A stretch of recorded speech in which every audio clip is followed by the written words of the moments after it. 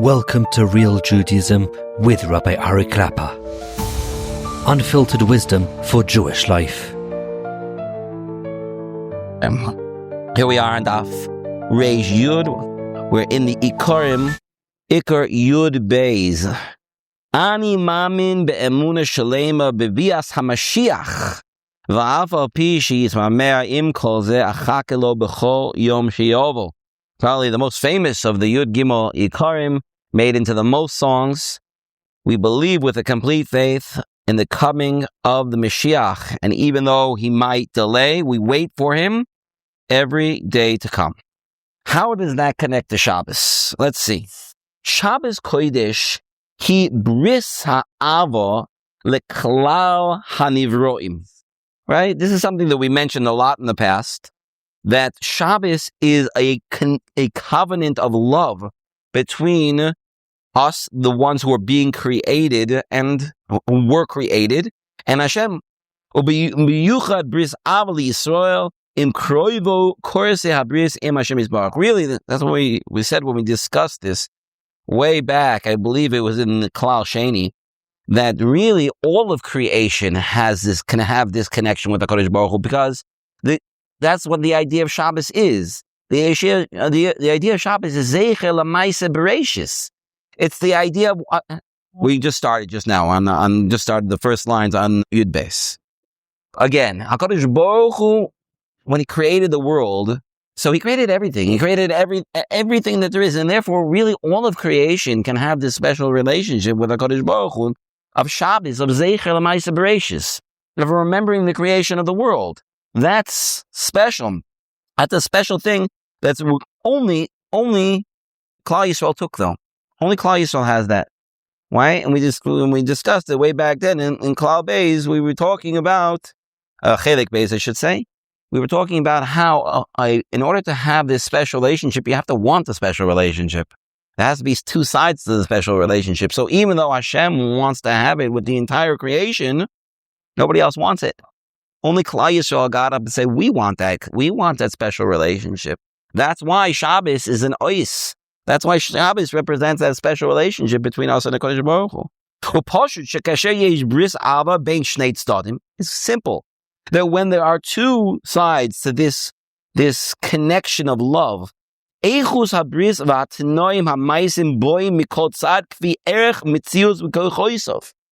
then the value of all the things that pass in between these two parties is dependent on how much effort and how much strength they put into it. L'mashal, for example, the bris bein ish li'ishto. When it comes to the relationship between a husband and wife, ish mefarnes es ishto. A husband supports his wife. Va'isho ovedet es avodas habayis, and a woman she's a homemaker. She makes obviously we're talking about a classic situation, right? Obviously, we're talking about the classic. I was actually at a bris one time, and a friend of mine was an avrech, and he got up and he said the most amazing line. He said, "I would like to thank my wife for taking on my klolos too." You see, HaKadosh Baruch Hu created when Adam and Chava sinned by the Eitz Hadas, so they had different klolos, right? Adam Rishon got the klola of B'zeas Apecha Tochalechem. You have to work in order to have parnasa. And the wife got the klolos of childbirth, and he said, "Thank you to my wife for taking on my klola too, so that she would work as well, so he could sit and learn." But that's the classic what HaKadosh Baruch Hu, the way HaKadosh Baruch Hu created the world, was that, again, how things have changed over time and the way things are run nowadays, and each person in their particular home, I'm not here to discuss. But what we're talking about classically is what we've discussed also here in the Sefer, is the male and female, the Zocher and the Nekeva, the Mashpia and the Makabel. And here also, he's saying the same thing. The man provides his mefarnis, that's what it says in the Ksuba, that man has to do. And the woman is the one who creates the home. She's the bias. Like Rabbi Yossi says, I never called my wife by her name. I always called her my home. Right? Basi. I always called her my home because she's the one who makes the home. in the previous shurim to go through that, this Zocher and Nekeva, this duality. I believe it was at the end of Klal Dalet. It wasn't actually so long ago that we discussed this. V'chi yuchal hu loimer, harei habris al yedei shnei tzodim. Im at lo mifarneses otzi, lama shafarnes otcha. So you might say, well, it's a give and take. If you give me, I'll give back to you. And if you don't give me, I won't give back to you. But really, that's not the proper way of having a relationship between a husband and wife. Each side gives 100%, regardless of whatever the other side gives. If it would be only a situation of, if you don't give me, you give me and I'll give you. So let's say somebody doesn't have the ability to give anymore. So then, well, you're not giving me anymore. You're not giving me, so why should I give you? And unfortunately, there are many situations like that where marriages break up because of something like that. Because, hey, we have a deal. You're not keeping your end of the deal, so I'm not going to keep my end of the deal either. Right? And the truth of the matter is I'll just take a little bit of a side point over here. The Rambam in his pirush, the Avos, talks about different types of relationships. And he talks about why would there ever people would have a relationship with each other. So one type really is, he talks about different types of ava. And when he calls Avos hana, the love that comes from pleasure or benefit that a person gets. And he gives two examples over there. He gives an example of partners, of business partners, and he gives an example of a king and his people. When it comes to two partners, so when you have two partners, why do you need two partners to run a business? Obviously, each partner is doing something that the other partner needs, right? You can have somebody who is very, very talented. He's very, very gifted. Let's say he's a computer whiz, but the guy doesn't know how to run a business or anything, right? So he might be brilliant in coding or whatever, coming up with ideas, but if you would leave him on his own, he wouldn't make a dime. He wouldn't be able to use it because he would squander all his money. People would cheat him. He needs somebody else who can run the business for him. And on the other side, you have a guy who's great at management skills and knows how to run a business, but he's got no ideas. And then you might have a third guy who has neither of those things, but he's got the capital. He's got the money to put up. So here you have three partners. Each side has to put in. If one side is not putting in, well, then the whole thing is going to fall apart. And the same thing with the king and his people. So classically, this is the way it's been. Obviously, there's always been good kings or bad kings, whatever. But really, a good king is somebody who cares about his people, and he's trying to do the best. He's trying to protect them. He's trying to give them benefits so that everybody is healthy and everybody has a livelihood. That's what a king's responsibility is, to make sure the country runs. The country runs because there are roads. The country runs because there's an economy. The country runs because people are healthy. And the people have to give back to the king too. The people respect the king, and they even put their lives on the line for the king and for the kingdom. And they pay taxes. So there's a give and take. If the king stops doing his part, well, we know throughout history what happens if the king stops doing his part. The people will rebel, and either they'll overthrow the king, or the king will squash them, one way or another. But then that's a breakdown in this relationship. If you don't do for me, I'm not going to do for you. And that's it. So that's certain types of relationships where there are give and take relationships. But that's not what a bris ava is. That's not when we have a connection of love. That's not what that is. When a Kodesh Baruch Hu created this connection of love with Klal Yisrael, from his end, he does everything that he can do based on his, and since he's endless, so he does everything for us. He does everything for us because when you have a bris ava, you're doing 100%.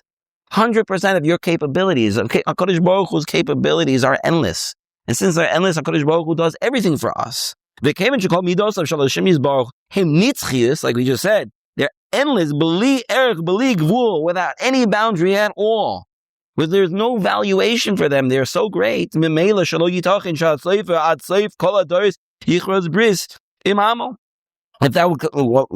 what would happen, what comes out, is that it's not possible that in any generation, or all generations, all time, that nobody could possibly make a bris with him. And then make a bris, and then afterwards go back on it. Ela bris hi lenetzach nitzochim. It will be last forever. If you make a bris with the Rabbeinu Shalom, it's forever. Even if Klal Yisrael doesn't do what they're supposed to do. And even if because of that we have to go into klolos. We need a kapara. We need to be able to fix ourselves. We need to be able to turn around. But the bris between Klal Yisrael and HaKadosh Baruch Hu lasts. We might be in a different situation. We might not be where we want to be. But that connection between us and HaKadosh Baruch Hu never ends. So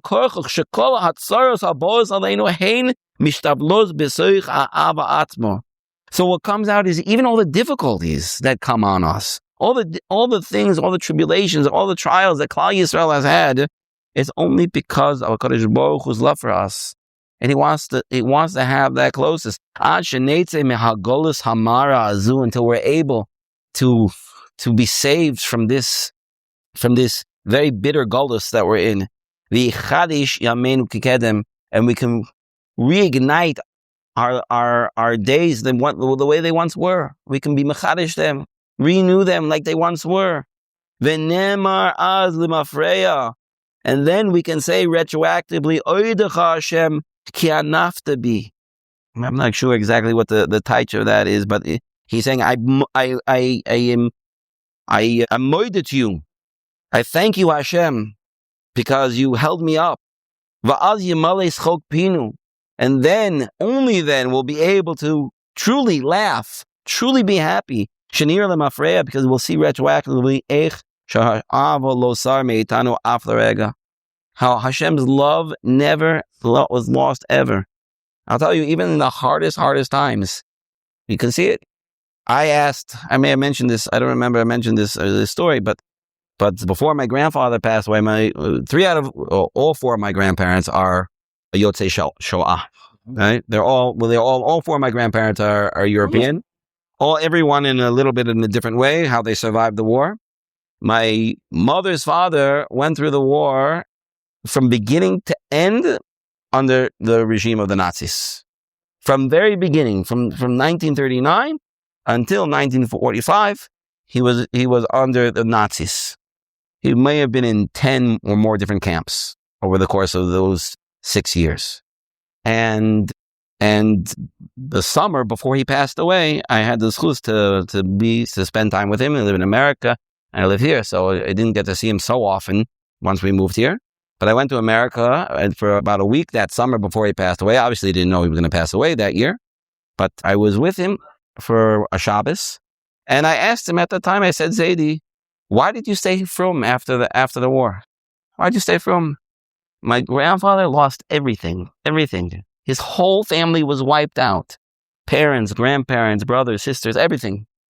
He didn't have any family except distant cousins, which I think he only found way after the war. He had no home. He had no clothing. He had no money. He had nothing. Mamish, nothing. And I asked him, I said, Zaidi, why did you stay frum? Right? There's so many people at that point in time that just left it. They just left Yiddishkeit at that point. Why? I said, why'd you stay frum? So he looked at me like I fell from the moon. Right? like what a strange question you're asking. Why are you asking me a question like that?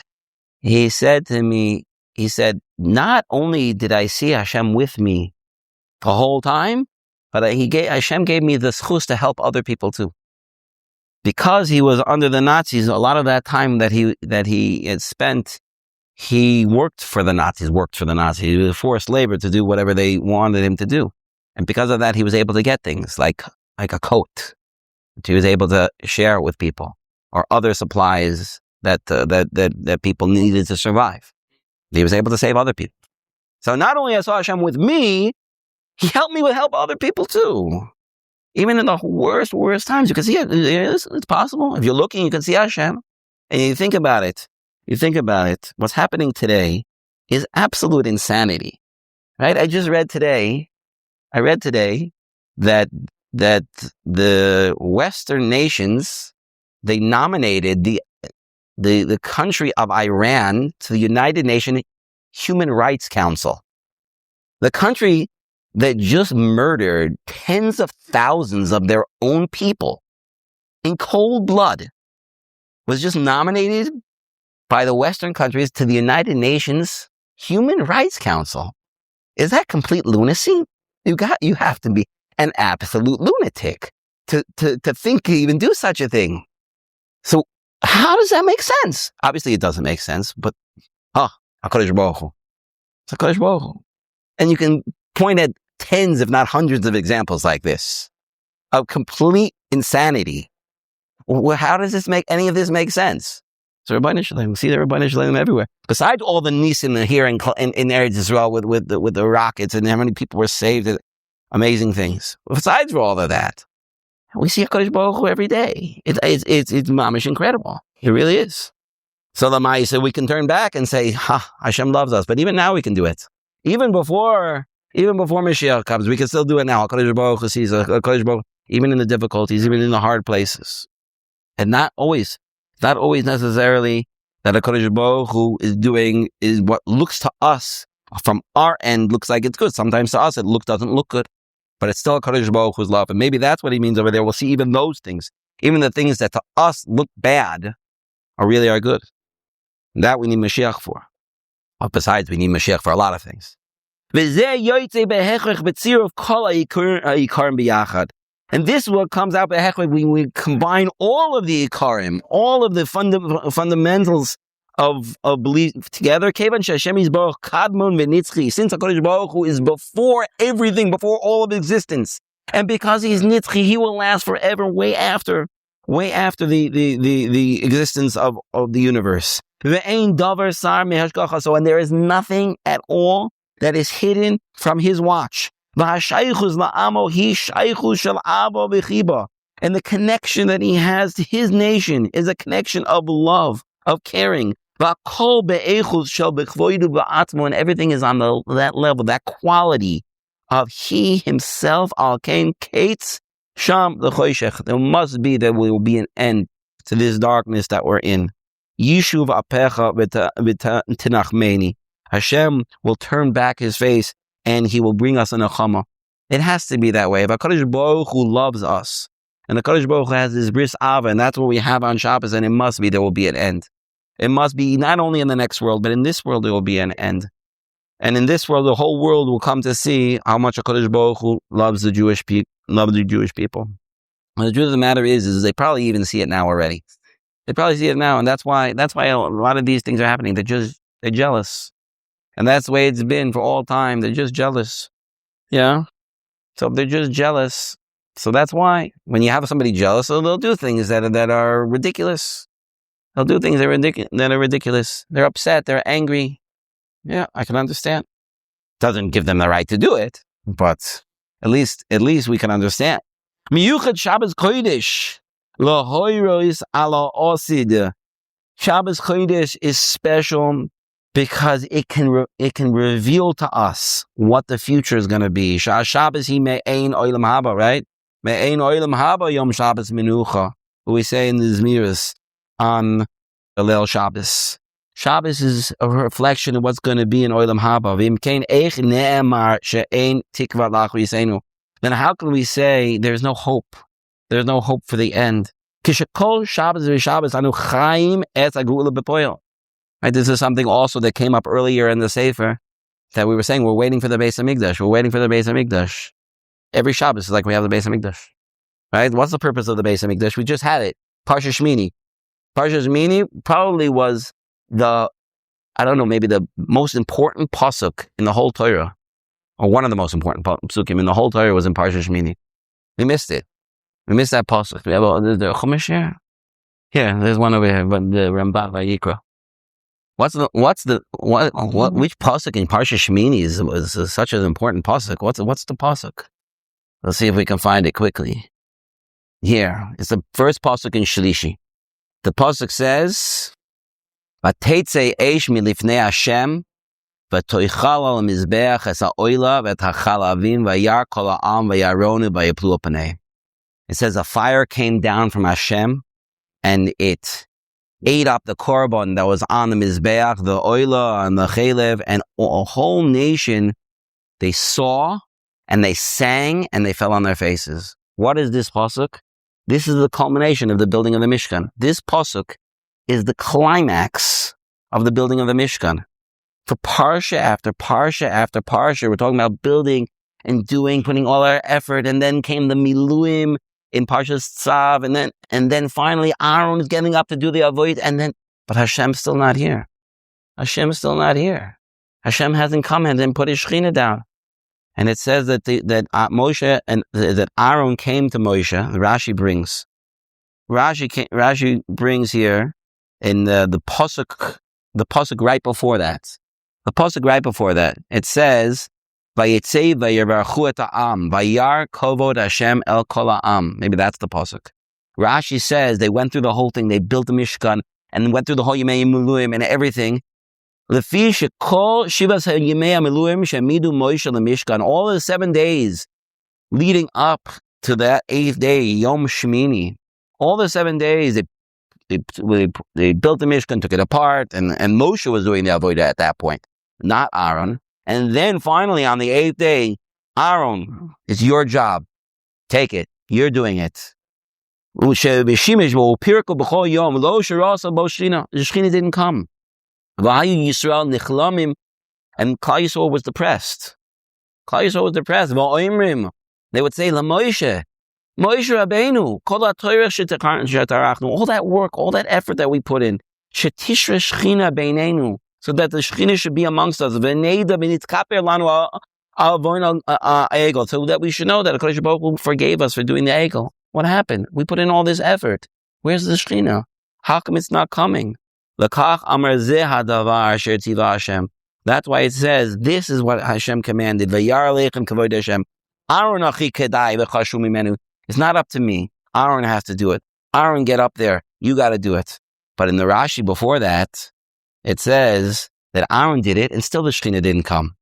So he says, in the Rashi before that, immediately before, it says, Amar lo Moshe, Amar lo Moshe, Achim, my brother Moshe, Kach asisa li, this is what you did to me, Shenichnasti, v'nizbayashti, you embarrassed me. You told me I'm supposed to do the avoid, and then the Shekhinah is going to come, but the Shekhinah still didn't come. Miyad nichnas Moshe mo bikshu rachamim. They went and they davened. Vayar de Shekhinah Yisrael, and that's when the Shekhinah came. And that's this pasuk. Vateitze eish milifnei Hashem. That's what we're waiting for. We're waiting for Hashem to come. That's what the Shekhinah is. That's what we're waiting for. Why are we waiting for Mashiach? Why are we waiting for Beis HaMikdash?